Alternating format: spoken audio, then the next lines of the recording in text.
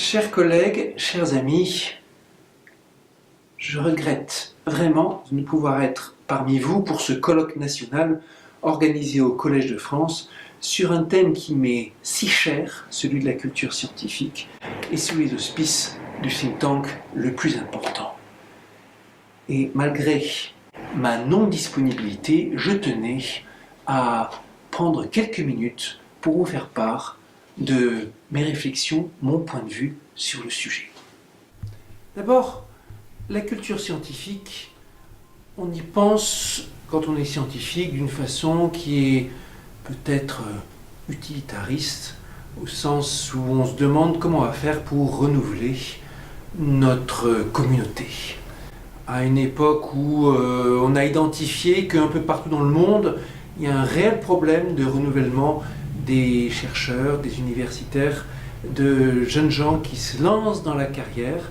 un problème de vocation et de motivation. Il est important d'arriver à convaincre davantage, à recruter davantage, et pour cela, de jouer sur la culture scientifique dès le plus jeune âge. On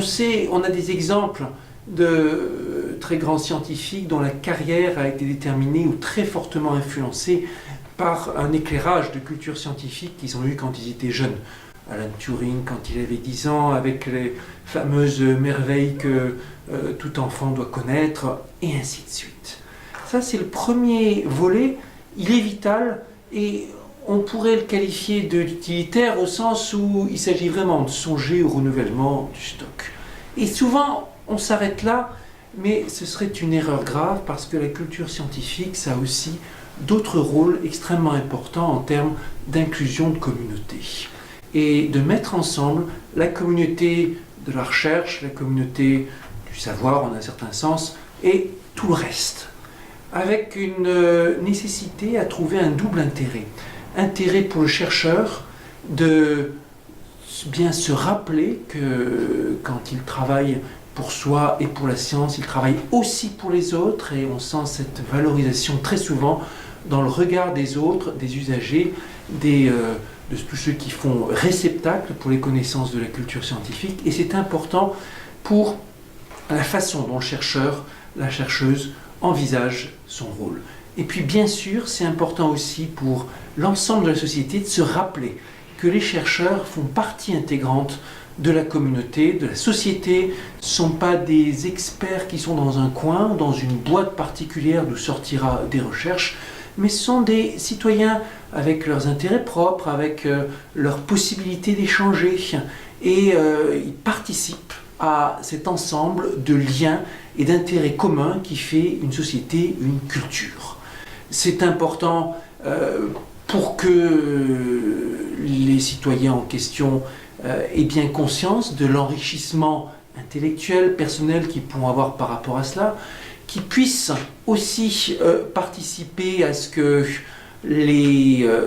rencontres se feront entre tel métier, telle recherche, que les chefs d'entreprise aient bien en tête tout l'intérêt qu'ils peuvent avoir à